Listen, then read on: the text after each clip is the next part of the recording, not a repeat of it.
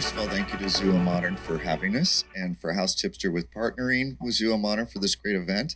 I'll let Thomas explain it, but I do want to encourage you after this to go and see the virtual that House Tipster's doing, because you're inside the room and look around and it's really fascinating. That's one thing I'm going to start with. So I'll introduce myself first. We'll go through the panel. My name is Christopher Grubb. I have Arc Interiors Design Group. We're based in Beverly Hills.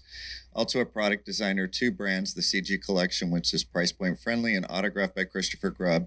I get to host House Tipster segments, which is a community platform that's bringing together professionals, homeowners, design enthusiasts, architects, and we're trying to give insight on part of the media at different shows. So viewers get to meet very famous designers. They get to see what's happening at shows, so they have a preview of what's coming up. They're going to get to see online, trend experts, editors of magazines. So it's been a really exciting development for about the last, I've been with you guys a year and a half. Feels like 10.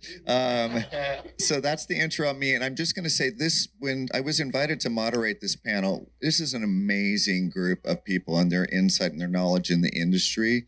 This panel could go on for a long time because you're going to be very excited at what people have. And I want to make sure we have time for Q&A. So some of our topics, you may be hearing me go, and next question, only because this could go on. The content is great, and I'm thrilled to be with you guys again. So your turn to intro. Thank you, Christopher. Hi, guys. My name's Thomas Wolosik. I'm creative director for House Tipster. Yes. Let me see if we can maybe turn the volume up a little bit. So once again, my name's Thomas Wolosik. I'm a creative director for HouseTipster.com. We are a website. We still consider ourselves a startup. So yeah, we do a media coverage. We do most of one of our main features is 3D technology. That's one of the features we have on the website to attract our audience. As for myself, I have a design background as well, so I have an architecture degree, and that's about it. Thank you so much. Shall I just go? Yes, Hi, please. everybody. I'm Patty Carpenter, and I am a color and trend specialist. I work with Maison et Objet as their global trend ambassador and have for the last going into my 5th year. And then the other half of our business is that we do international product design and development, where we work with artisans around the world, help them take whatever it is they make by hand and leak to markets here around the world, here and around the world, so that we can build sustainable cultures and sustainable products with them. The reason that I'm here today is really to focus on the color and trend and the work that we do there. I'm also a trend ambassador for Pantone. So the world of color is where I live. We love that. I'm Bill McLaughlin. I'm the editor-in-chief of Furniture Today. We are a 42-year-old startup. Furniture Today is one of 7 publications that we publish, including Home Accents Today, Casual Living Today, Casual Living Designers Today. We like the word today. So the reason I say that we're a startup, and we'll probably talk about this a little more, is because media is changing so rapidly, and so we'll get a chance to talk about that. Good morning. My name is John Erdos. I am a furniture designer and retailer. I have Erdos & Co.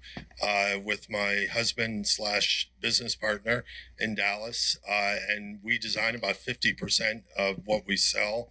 And we curate and edit a collection that complements that.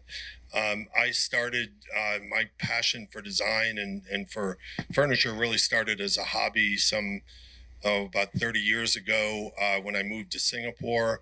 I was working for J. Crew at the time, and I opened up their Asian buying office and went there without any furniture. And I started buying furniture in Indonesia and reselling it, and grew what amounted to is what that all amounted to was a business that I started in Singapore and ran for about 25 years before moving back to Dallas about 3 years ago.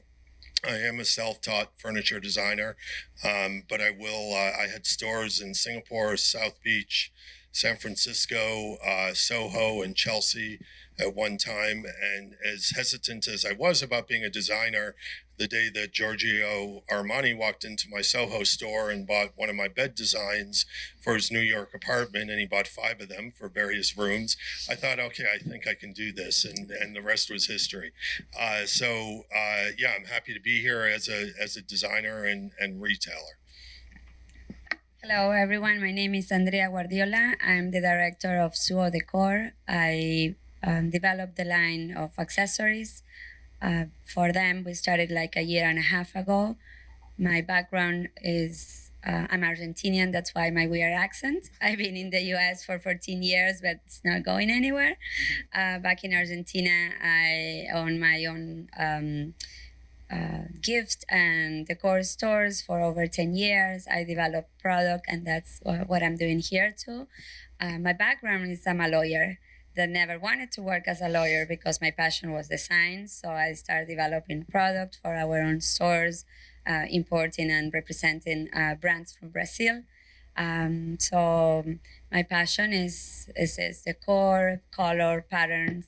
Here's a little bit of what I am. So thank you for being here today. That's what a beautiful have to follow everybody. My name's Barry Livingstone. We put the accents over there. Exactly, yeah, we're on this side. My name's Barry Livingstone. I'm an interior designer, California licensed realtor, author, lots of TV things going on. And I am very passionate about what I do, obviously, as this whole group is. I'm English. When I was 15, in Miami. And I had a very large furniture showroom, South Beach Design Group, for many years in the middle of South Beach, and just really being on the edge of retail and, crossing the bridge between what designers are. Oh, it keeps going on and off. Anyway, I've been in California for many years now, and just really happy to be here today, and I hope that my insight as to what I've done around the world. I lived in Dubai, I lived in Malaysia, designing hospitality, and now I feel like at the ripe old age of 50, it's time to give back and enjoy, being on panels like this so we can discuss and hopefully all learn from each other. I warned you, it's an amazing group of people. And Andrea, when I have rough days, I'm like, why didn't I go into law? It might be easier. So let's kick this off right away with different things that are going on in our business and changes. One thing that I'm seeing that I think is going to be a huge change in how I do presentations and things is 3D technology. That you can be in these rooms, that you can change pieces. The client feels like they're in the space. How you're showing off product, that it can turn the whole product around so you really get a great visual instead of a straight on shot. So, of course, Thomas, I'm going to start with you on that one. Thank you. Talk about how you're addressing that, like what the demand is and how you came up with the technology and where you think it's going, how it's going to help designers and evolve. All right, so House Tipster actually started as a 3D technology website, and then later we figured that we're gonna make more of it, and we added all articles, we added media coverages, and it became really a community platform, as you mentioned before. But still, 3D technology is our core focus, and we wanna put a lot of work into it. And last couple of years, we really noticed that 3D technology and all the renderings, software and equipment allowed for the 3D technology to be real. Because before, 3D visuals were fake, were looking fake, basically. So right now we are able to recreate reality with almost 100% accuracy. So people can't even tell the difference between photograph and 3D rendering. And we use this factor to create virtual rooms and allow different manufacturers and designers to contribute their ideas for us to create virtual spaces, virtual tools. For us, it's really a means to attract audience to our website. It's one of the tools that people would like, and then it's different because nobody else is doing this as far as we know, like in this volume and quality. So we created those rooms, and they attract a lot of people. We allow this, like I said, we allow designers and manufacturers to contribute to the products, the designs, and we make the rooms for them. And this is excellent tool even for product placement. We can recreate furniture, we can recreate textures, rugs, wallpapers, light fixtures, really everything you can. It's basically real world in 3D right now, and it looks beautiful. It looks very, very real. So this is one of the features on our website. It's still our basically our main Well, and feature. you mentioned product, and you've done stuff with Zuo. So, Yes. Andrea, so how has that changed how products being shown, the draw to product by using the technology? So what Suo has, Suo invest a lot in technology, and then we are we have, I don't know, over like 2,000 products that have 3D rendering. So you are able to see the chair or the couch or the vases or any other object in different angles. You can see the back of the couch, if it had studs, or how is the finish, and all around. And that we have it available for everyone. So if you have a website or you're an architect, we can share all that. We have lifestyle shots. We have everything in regards to technology available for our customers, and it's for free. You don't have to pay. You can add those 3D images or 360 images into your own website. It's just a matter of asking us, and it's a great tool for all the Because the old days, it's like we need it's 4 you just have shots a, of like, views and like catalog this, the it. front, and you normally don't take a photograph of the back of the couch or to see all these details. So just want to add one thing. So we forgot to mention that we are very grateful for Zuo to host us. It's the second time. And I want to also say that Zuo is very, very advanced in 3D technology. We're all about it, but Zuo is about furniture and sale and marketing. But they are really also very advanced in 3D. We actually used it, and we took their models and created spaces with them. It was much easier for us versus getting stuff from somebody that has no work done in 3D. With Zuo, it was really, really easy. And one thing that I forgot to mention also is that we have a new something new that we're going to be presenting, is that you have an image of a chair and you are able to copy it and just paste it into whatever room you have. So it's very live what we are able to create for what we have. So if you want to know more of that, there are people that know a lot more than me because I know on the decor side, but the furniture, it's the one that has a lot of this 3D renderings. Patty, I'm going to hit you real quick. You consult with product globally. Yes. And so the 3D modeling, that's been a big change. Yes, absolutely. And the idea that you can take something, one of the things that's most interesting as you talk about it from the point of view of trend is that sense that people want to have that experience. They want to be brought into the room in a different way. They want to be a part of it, if you will, as opposed to sort of just standing outside.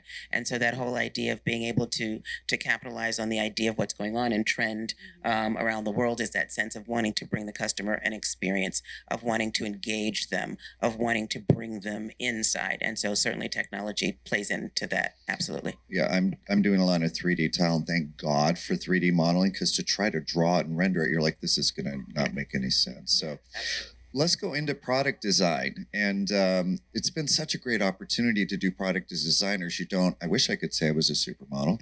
You don't have to be an actor per se, or a model per se, or personality necessarily. A professional in the business can really go with this now. It's been an amazing opportunity. Bill, when you're doing features and things, what do you look for? Do you like the angle? There's a designer. Does it create a romance story? What have you seen that's changed in featuring product designers who are interior designers and the such? Excuse me. That actually is probably the fastest growing segment of our audience.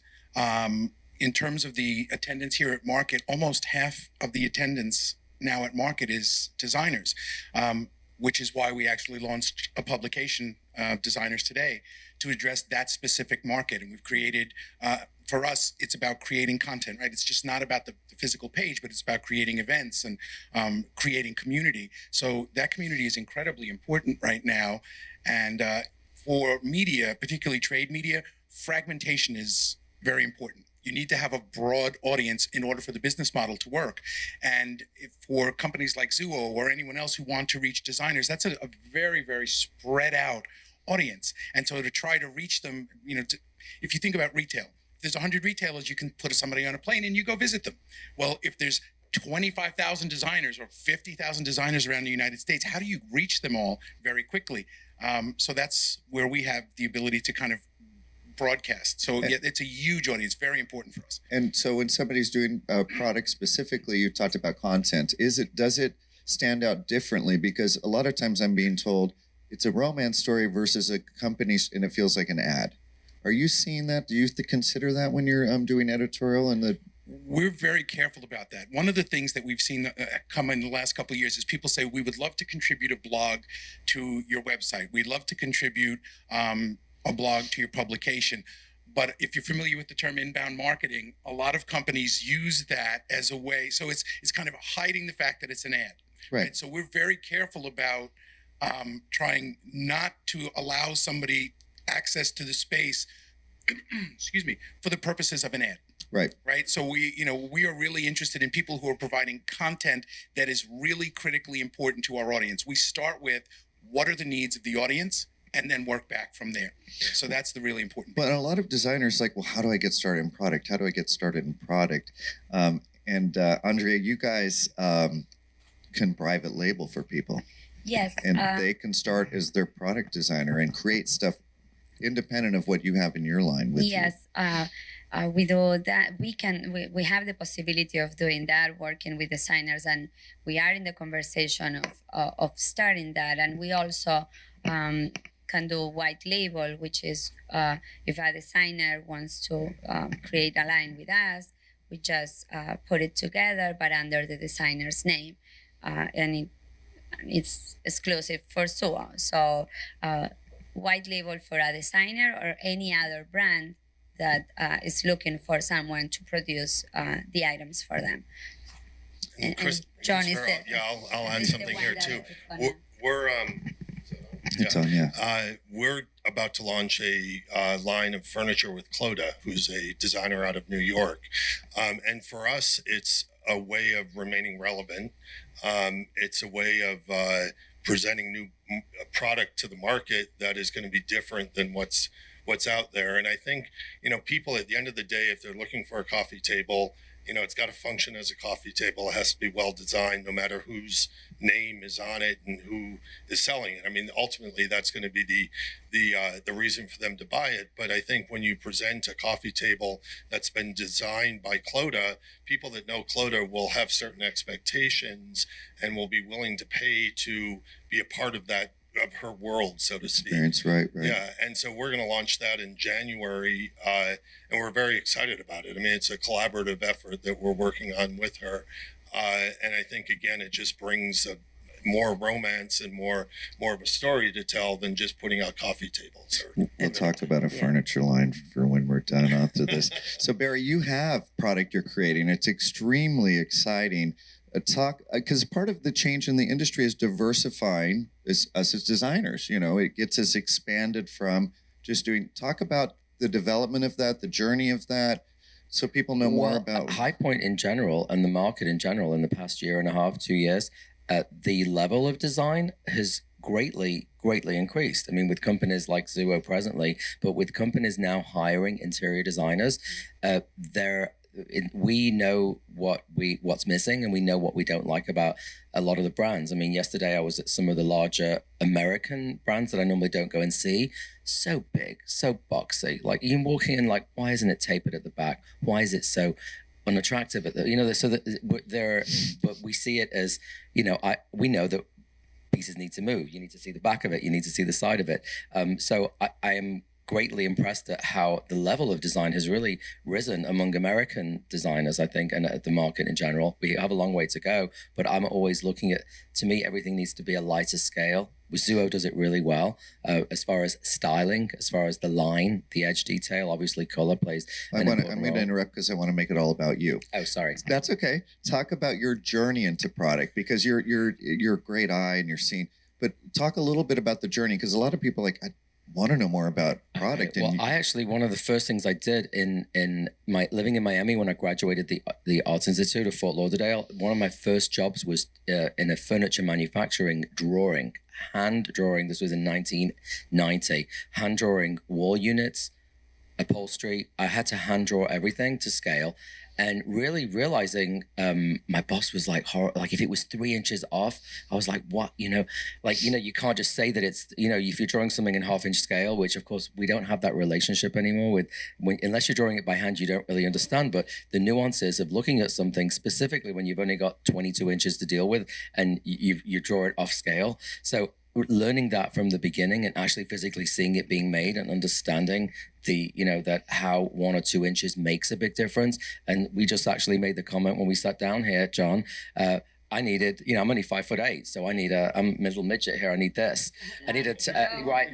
But this is actually quite comfortable. This isn't really deep seating. I mean, John really has one, but he really didn't need one because his legs are much longer than mine. But there are, the graphics and standards that we all go to. But I think really, it's really been a journey because having done so much custom furniture for clients in the past and now having the ability to actually put those designs and thoughts. And also, I think as designers, if you don't already do this, but I'm constantly going through magazines and clipping things, and it's just I have it quite organized actually in files and folders, and then that's where you get your ideas from, of whether it's a leg detail or the way it's curved on the side of an arm. And I think that those are it's almost like the collections that you keep. I know with fabrics, I've schlepped fabric samples all over the world with me. I mean, when I got moved back from Malaysia, I opened this box and it was the classic like Clarence House and Scalamandre, and I just opened the box and there was such joy in my heart when I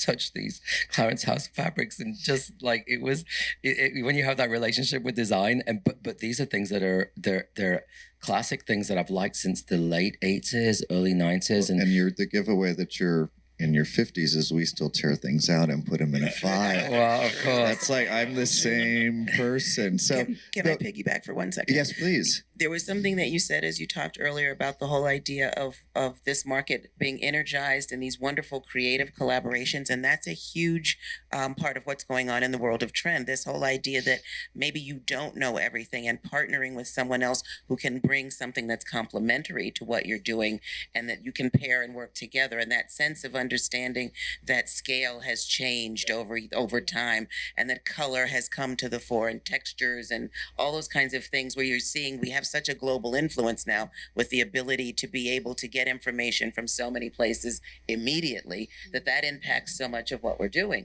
And so that sense of being able to have design, you see the expansion in design working with some place like Maison, where I'm going, and it's a global showcase where we're seeing 3,000 exhibitors from all over the world. It's that sense of you can really see how one impacts the other, and maybe where things start and how they grow and evolve, and those kinds of things that you're speaking about, where it's about a back detail, it's about a shape and a curve and a leg.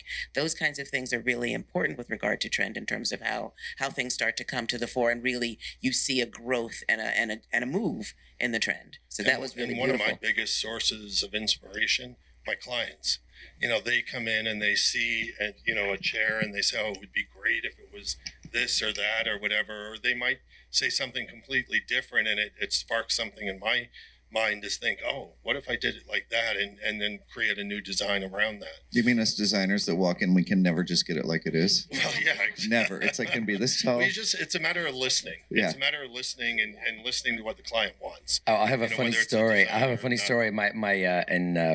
In Miami Beach years ago, I used to carry Dialogico, which I don't know if many of you remember. Dialogico from New York, Monique and Sergio, and of course he passed away, unfortunately, in a plane crash. But we were the only people who Dialogica had to be sold through a Dialogica showroom, which they owned, but they allowed us because they loved us so much. We used to give them so much business because New Yorkers were so popular in Miami.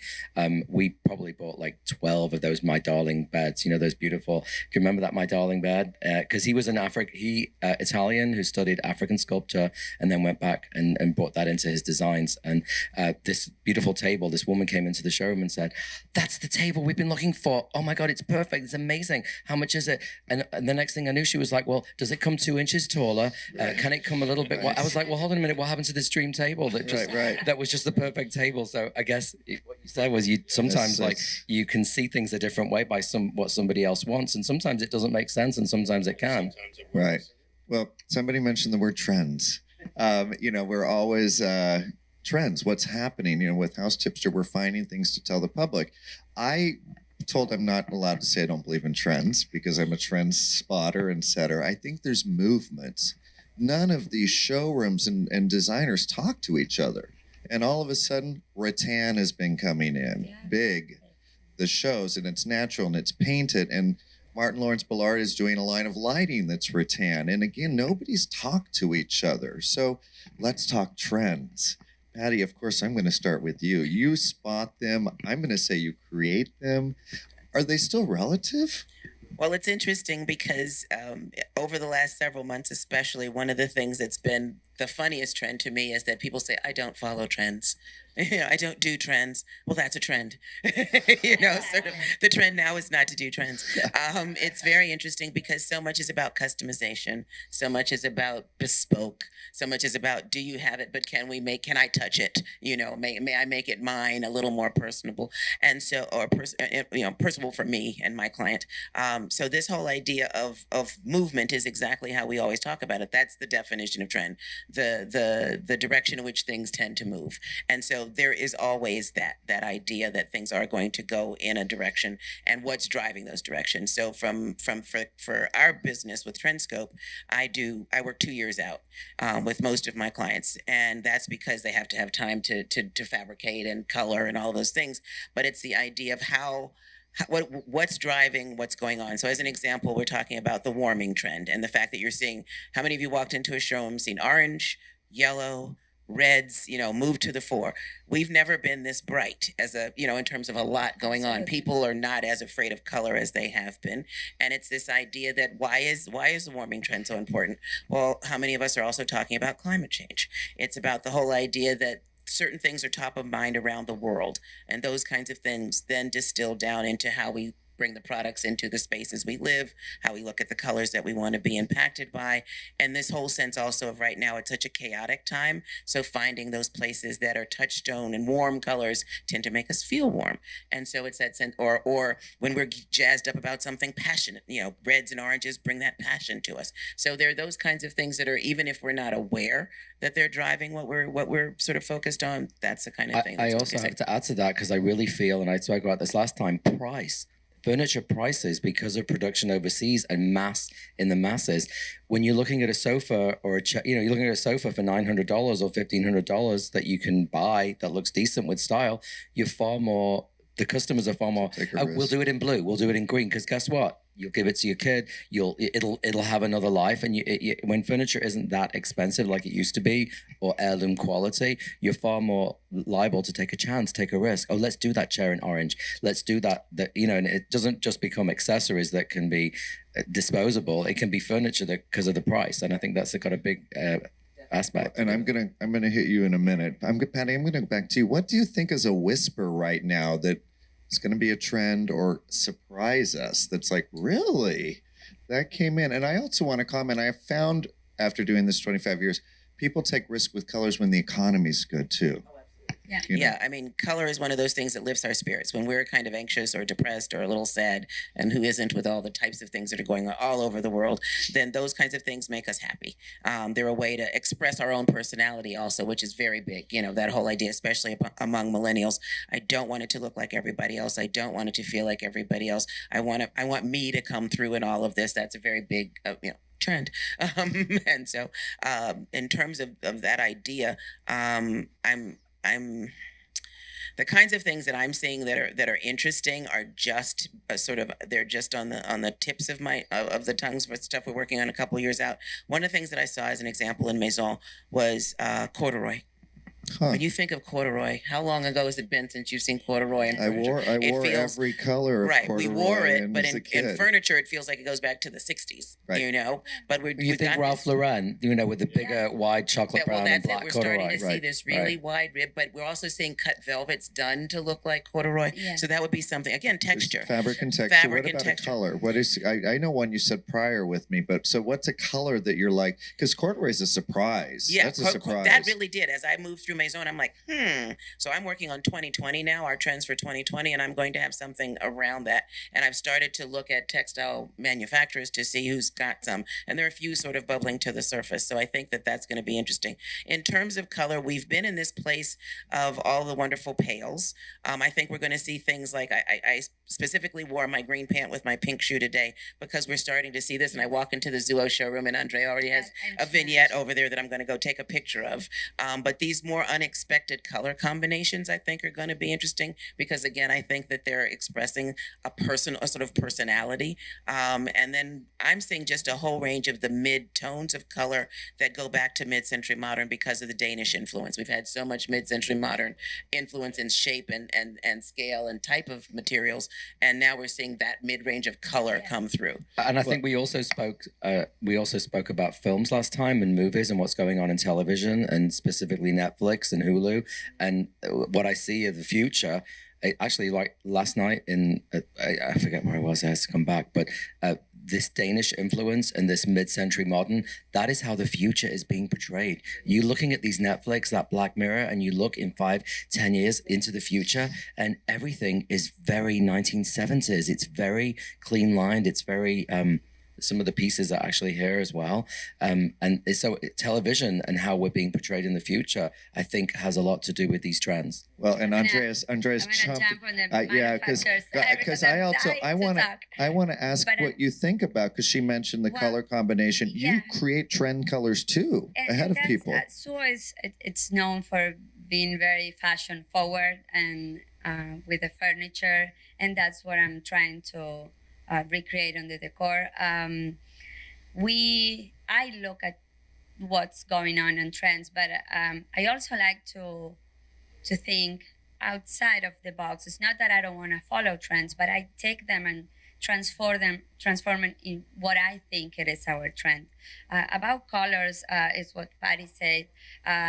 I've seen a lot of the warm colors, the oranges, but the color that I see a lot and I think is coming in the next years is that kind of like burgundy, that kind of merlot, like very dark, kind of like a wine color. Then, like to mention a few, teal is a great color that is just there. Doesn't want to be like a green, but it doesn't want to be a blue. So it's just showing there, and I believe, I don't know, I have my huge expectations for teal to be one of the. And both color of those the came year. out of Europe a couple years ago. So we have them in our Exactly, trend but scope presentations from 2 years ago. exactly. I'll have it this afternoon. There's a couple of teals that'll be in And there. then And those, yeah, absolutely. another color that I see is black. The black, it doesn't go away, but it's been now holding hands with that pink that we were talking, with that burgundy, with that teal. So, and another that because we were together at the show, Amazon, but it's the bow tie. We talk about the tropical and we think about leaves and those big things, but now all the animals they are showing. You're gonna see monkeys. You're gonna see tiger, cheetahs. This is the new interpretation of the tropical that I see. And one trend, it's something that I spotted last year, and I think is coming in the next probably 2 years, is Art Deco. It's something that is. And I've been seeing that as a movement over time. yes. It's like there was a Theodore Alexander, like a chair that could be a Klismos chair, but it leans deco. It's this fun feeling. I'm going to try to hit everybody on this question, and it's fascinating. I don't know if this happens. My clients are like, "What's the trends?" And I say, "What do you think are the trends?" And I think you make it your own. Just take your interpretation, and that's what I but I also like to make my own. Like I try to. Okay, I'm not afraid of trying. We are so are not afraid of trying anything. So I go with your guts, with your eyes. What do you think it could become? And also, and that's going back to something is we have but everyone in each company influence so much what is happening that, as you say, we don't connect, and we should start connecting more because that's where the movement Yeah, starts. because sometimes Collaborate with each other. because sometimes you find a fabric, you're like, my God, I can't find anything that complements it. Yes. Yeah. Well, and I started to say about clients, and they turn. I'm like, well, do you like the trend? They're like, no, I don't like it. I just want to know what the trend is. Bill, when you are covering fixtures and furniture, and people want to know trends, how do your team gather that and address it and see it? And for your readers, the same thing, the importance of it. This goes back, I think, in some ways to the question you asked earlier, right? For looking for participation. We are ourselves often not the experts. Our expertise is going and finding the experts and touching so many different people across so many places. And so we rely on people who reach out to us. We try to talk to as many people as we possibly can, these kinds of things, right? I mean, I'm sitting here, I'm listening furiously. I am just like gobbling this up. And I have a really good seat, by the way. So, I mean, a lot of it is listening. It's contacting people. It's getting to as many showrooms as you can, because you see a little piece everywhere you go. And one of the things I just wanted to, as I was listening to this, the teal, the burgundy, that reminds me back in the early 90s. I had a lot of that in my house, right? You're talking about mid-century modern. I think we're in a period of enormous social, cultural, demographic change. And if I being as old as I am, having gone through this a couple of times, people tend to harken back, right? When there's times of great tumult, times of great change, you look backward and you say, do you remember when it was safer? Do you remember when it was happier? There's this kind of golden haze that we have. And so I think what you're seeing is a lot of this is driven by an effort to catch a safer, quieter, happier More comfortable. time, more Right, comfortable. right. And so I think that's, when you look at trend, I think if you look at the cultural zeitgeist, that has a lot of impact on that. Well, and I think young designers, it's also new to them. So they're bringing this in where they're like, look at this. You're like, oh my God. Yeah. I remember that. And trends too, gold has been going on and on. And I was in Charleston speaking.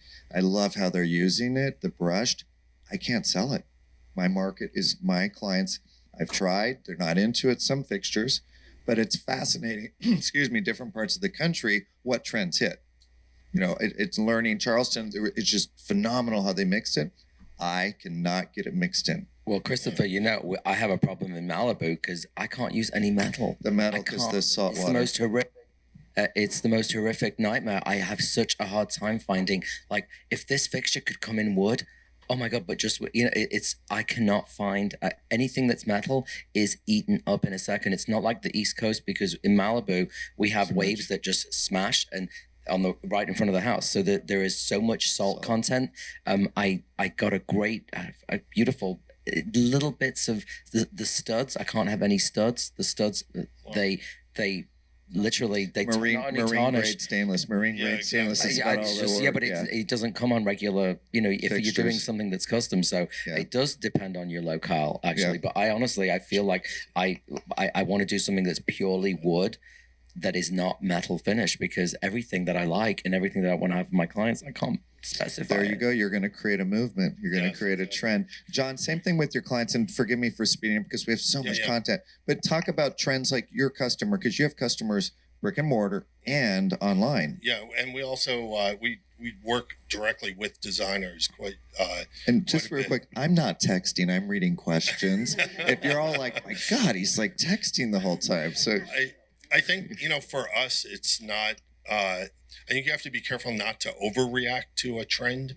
It's like when green was declared like the it color. All of a sudden, you'd walk into a store, or you'd walk into a showroom, and they have their green statement right up front, and it didn't go with anything else in the showroom. And I think, again, clients come to us and they don't want to be caught into the trend and buy it because it's on trend. And again, I agree with you. What do you like? Yeah. You know, do you like this? And I think, we're influenced by it, but we're not driven by it. Yeah.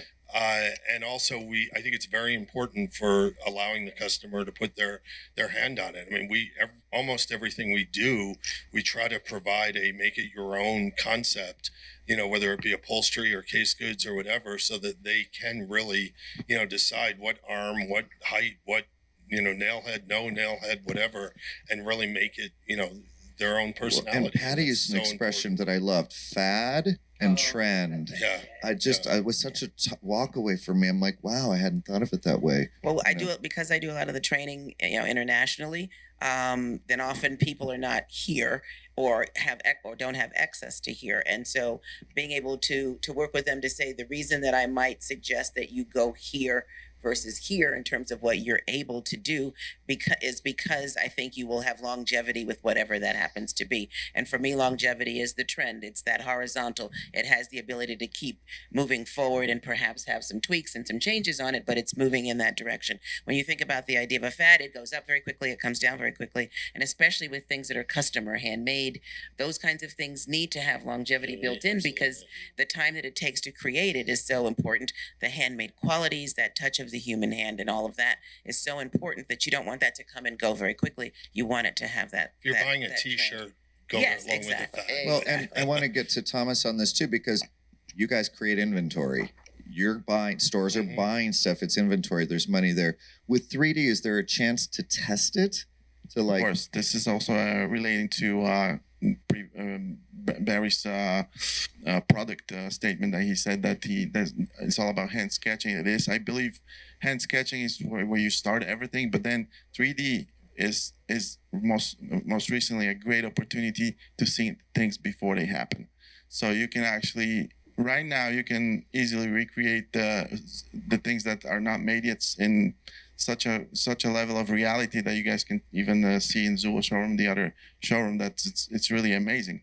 And then you can effortlessly change textures, shapes, and present all different options, even pick and choose, without making it yet. It looks very real. I also want to say that I want to relate to Bill's answer as well on trends that our media department. We want to also like you guys are excellent, amazing trendsetters and makers, creators. Our job is also to spread the word. So basically, we want to provide content. We want to talk to you all as well, and incorporate your answers and your ideas and your trend predictions into our articles, our virtual rooms and virtual 3D reality. So, and we also want to use opportunity that we have. That is exposure to homeowners. So we want to get information from this professional world here that homeowners very often do not have access to, and we want to bridge it to them in a accessible form. So we want to convert it to homeowner versions as well. So we provide like business to business content as well, but also at the same time we want to bridge it to homeowners as well, so they are up to date as well. What's happening and what's gonna happen, and I think it's working very well. One of the biggest changes goes back to inventory. My family at retail, you've got it on the shelf. There's your money, and if you're closing out, you're just breaking even. So, one thing that Thomas said too is I get a lot of publicity, and people are like, "How? What do you do?" You can suggest an article. People are looking for content. You have ideas. You have like he discussed. Here's a trend in my area. Email it to people. They're starving for content, and it's a press hit for you. Okay, are we doing millennials? We're going to do millennials next, or internet, how it's changed the business. We can hit both, but I just want to respectful of time. So who wants to do millennials?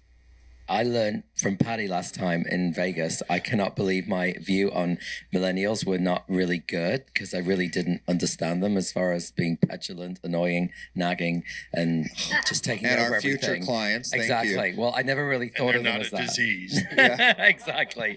Well, anyway, so when last time Patty really said that they really want the experience and they're really into their 30s now. So there's a lot of successful millennials who late 20s, early 30s who, of course, their world is their cell phone and seeing everything online, but or seeing everything virtually.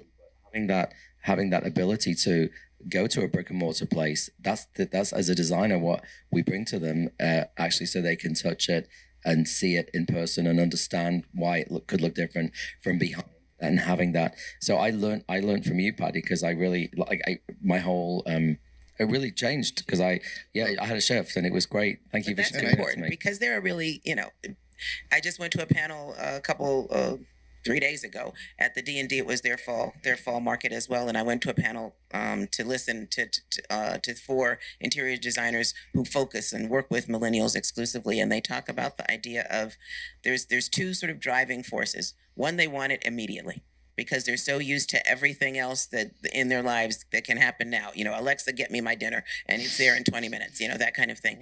And so what they really have discovered is that experience and that story is the way that you really can sell them, because they will spend $5,000 on a bag because they want the bag. You've got to get them to want the chair in the same way. And so one of the things that was interesting that came out of that talk was that one of the designers, she says, I don't do it with everybody and I don't do it with everything, but there are a couple of people that I work with where I take them to the place and they see how it's made. They're involved in the discussion. They understand the work that goes into it. And once they do that, she's like, their checkbooks are open.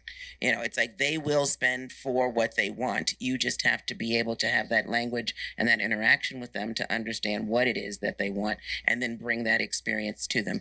The other thing they said is they don't care, like, if something looks good, they're like, they had me dying. Like, all of my clients who are 55 and over must sit in the chair, must sit on the couch. Millennials don't care.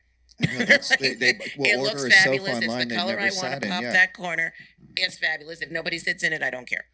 And you talked about taking them there. It's the talk of retail's dying. No, to me, it's still an experience. It's entertainment. That's what it is. And you And have to be prepared for them. I mean, Yes. you can't just say, well, let me get back to you on that. But, they want to see the fabrics. They want to see the wood samples. They want to see all the information right there so that they can make the decision. Is it ready? And I want to go back to the sense of urgency. So for us in the accessories, the access and they are constantly with the social media, and they see the house of this celebrity or that, or so they want to have that unique object, that unique piece. So, and they want it now, but they want it to be like a good quality at a price.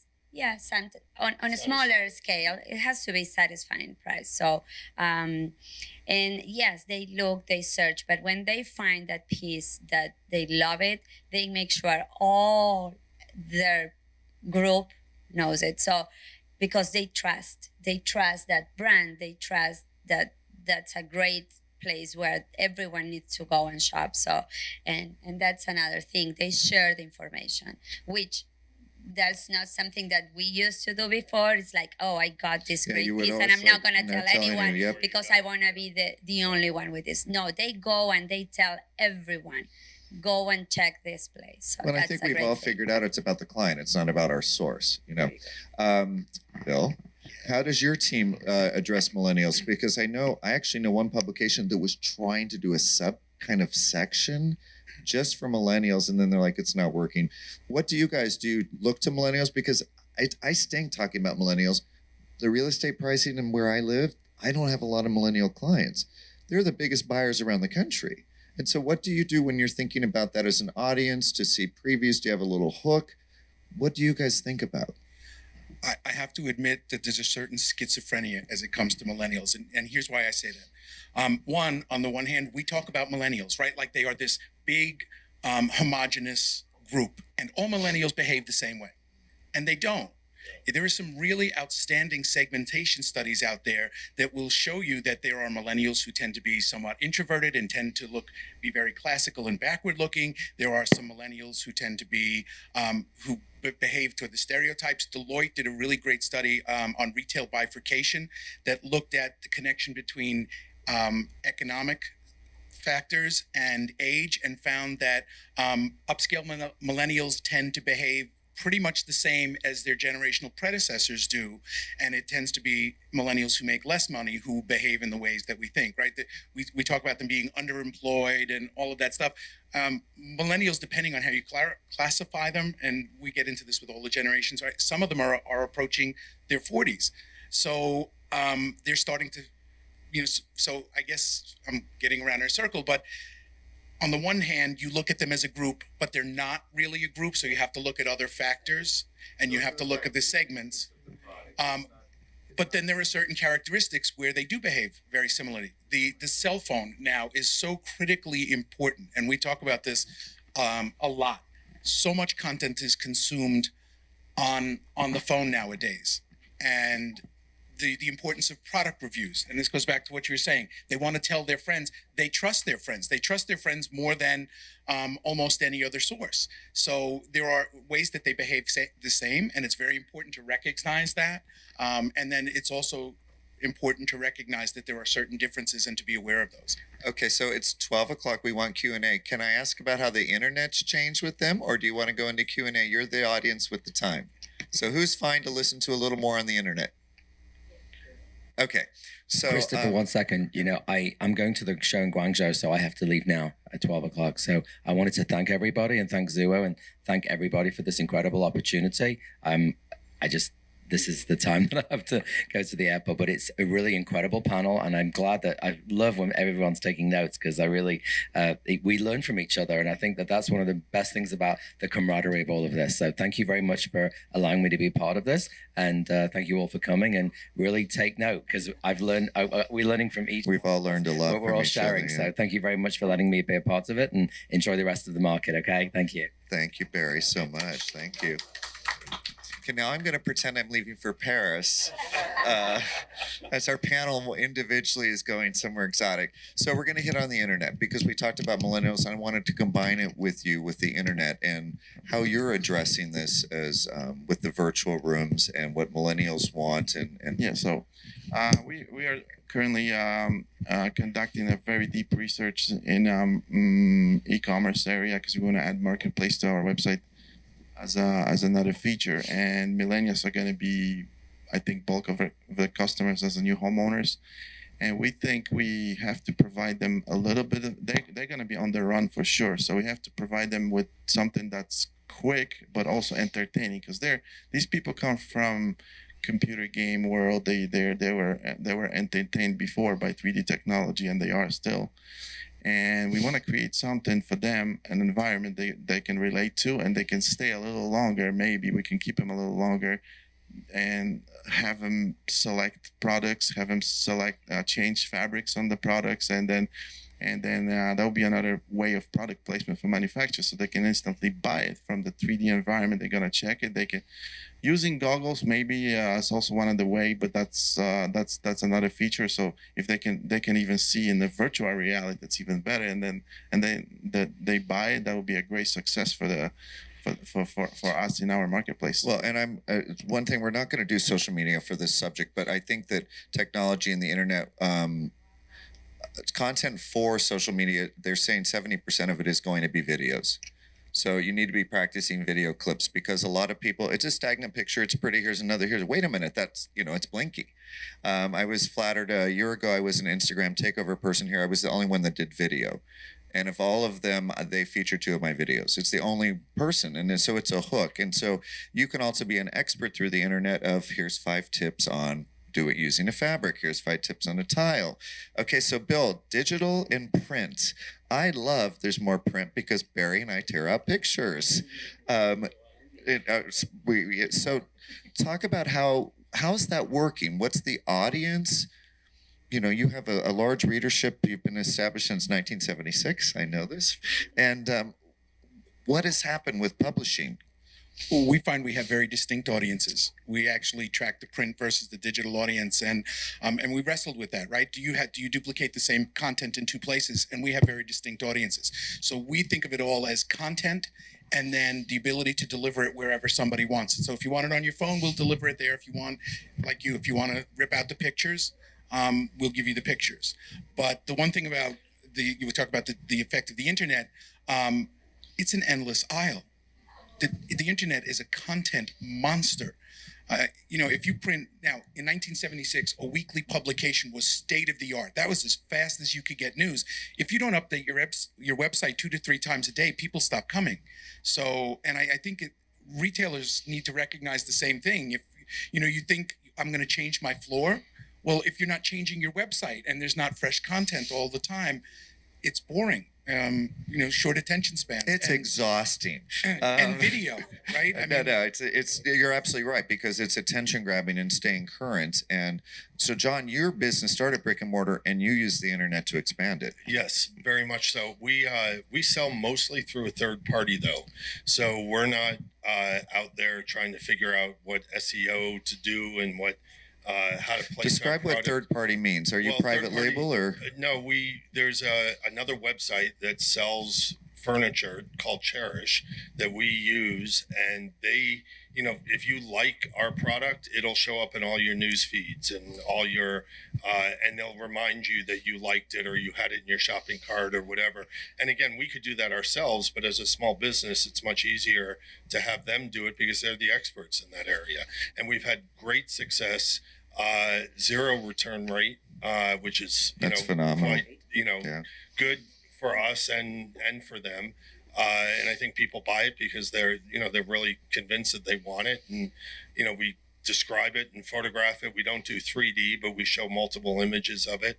And it's been very successful for us. We do some direct online selling on our website, but it's not an area, unless we're focused on that and update it and do the Google words and the all the different things that you can do, it's really not worth the effort.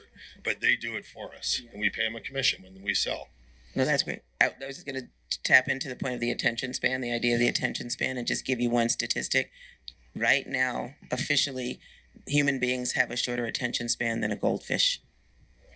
Seriously, that is a true piece of data. So think about that when you're working on whatever content you're putting out. It's that hook. It's the catch. Yeah, you've got to be quick and you've got to be capturing. I hope I'm at least a trout, not just a goldfish. No, so less than a goldfish. Andrea, so also for catalogs and how merchandising's changed and buyers have changed. Obviously, I'm giving away that I like a catalog still, but your company, you guys, how you've redone shopping and the exposure that way, and so how has the internet affected you guys that way? Well, so because we are always investing in technology, we support all our customers that want to do the internet sales. So we provide everything you need. We provide spreadsheets with all the content, with dimensions, with weights, with lifestyle shots, 4 shots per item or 5 or 6. So Suo has everything available for the customers. We do all the work and provide, and it's very easy if you want to use our products on your websites. Our sales, e-commerce sales, are I would say, I don't know, a 20 or a 30% of the business. So it's impacted a lot. We're going to open to Q&A because I know Can Patty. I just add one more thing with the internet? Having said everything we've said about the internet, brick and mortar is still very important. I think it's entertainment. I think it's we take that very seriously. So if we're doing a floor move, we try to make it as quickly as possible, but we want the customer to come in and experience our brand in real life, and we will continue. Yeah, I think retail's dying. I don't think so. The big major department stores, there's no customer service. Sure, they have great merchandising. I'm begging somebody to pay for something, so that's changed. We want to open up for Q&A. Anybody have some questions for this amazing group? Don't be afraid. There's a lot of knowledge up here. I'm going to make somebody answer something. Nothing at all? Internet changes, how we're addressing things, how we get into licensing? I was just a thing I was going to show you. It's a book. It's not on my Kindle or anything. Okay. But it's actually talking about how the exchange between millennials and the elder, not the elderly, working. I mean, it's just the Airbnb ship economy, and it was something that came up at ABC in New York about wisdom at work. Wisdom at work, millennials, and elderly. I think she's talking about me, but we'll just keep going. Any other questions? Any other comments in general, or? Yeah, I was at a presentation yesterday from millennials, and one of the key takeaways is that brick and mortar stores need to get themselves selfie ready. Interesting. And so I'm wondering if you know what that means and have any comments. Well, I know like the Paul Smith store in Los Angeles, they did a pink wall. They are setting up. I've seen it exterior because you got merchandise on the floor, and you guys can address that. Well, I was going to say one of the things that's interesting. As I said, I'm the global trend ambassador for Maison Objet, and every edition we have a trend theme, and the one in January was called Show Place, and it's about the idea that not only are you your own marketing person for whatever your business is, but that your customer is also helping you to do that. So to create those moments that they want to Instagram, to create those moments that they want to take a selfie in, all of that helps them to market for you, and you don't have to do it. And if you do it well and it gets done, thousands of times, and if you get somebody who's influential and it's done millions of times, look what you've saved in your own marketing, and they've done it for you. So it's about this whole idea of collaborating with your customer to help you tell your story. Without it being contrived. Right. I think the concept of like creating a selfie moment, purposely, and like if you walk down in between this building and the show place, and there's all these places that this is your selfie moment. I can't relate to that. But if I walk into a store and I see like a really beautiful display or a beautiful sofa, it's like, ooh, I want to take a picture here because of what it is, not because somebody is telling me to, take it there and distribute it. Yeah. And I think like Zuo, the hook of like, here's the way it's merchandise, some color, something cool, however they're inspired. That's what I find. That's okay. Anybody else? Yes, please. It sounded like you were asking almost a technical question of how do you execute it. And I think what you have to do is think from a photographer's eye. So if it's not about contriving it, but it is about thinking, how does it frame? If I hold my camera this far away, what gets in the shot? If it's just this corner of sofa, it's not exciting, right? But if you've created a vignette that has, if let's say you wanted to execute it in your store, what I would tell you is walk through your store and hold your phone up and look around and see what that looks like. And if you can create a couple of vignettes, legitimate product, has legitimacy, but put a couple, you see them in amusement parks all the time, right? When Kodak was still in business, here's your Kodak photo taking spot. Well, here's your selfie spot. But you do it in an authentic way, but just think of it in terms of how does it photograph? But that's what I think goes back to when you do lifestyles in your store, like when you have your nice setting of this is the couch with the coffee table, like, wow, it takes like, this is great. My house will look great like this. I want to reproduce that. And those are the lifestyles that you do. Just tiny spots where you. Well, and sometimes people can't picture things. One thing I'd suggest, put a selfie picture up where you want them to take a selfie. It's a free ad. Anytime they're promoting you, our marketing dollars are being saved. So I'm going to need to close because I know people, if you want to come up and chat with these amazing people. So again, thank you to Zuo. Thank you to House Tipster. Thank you. And thank you to these amazing people. Thank you.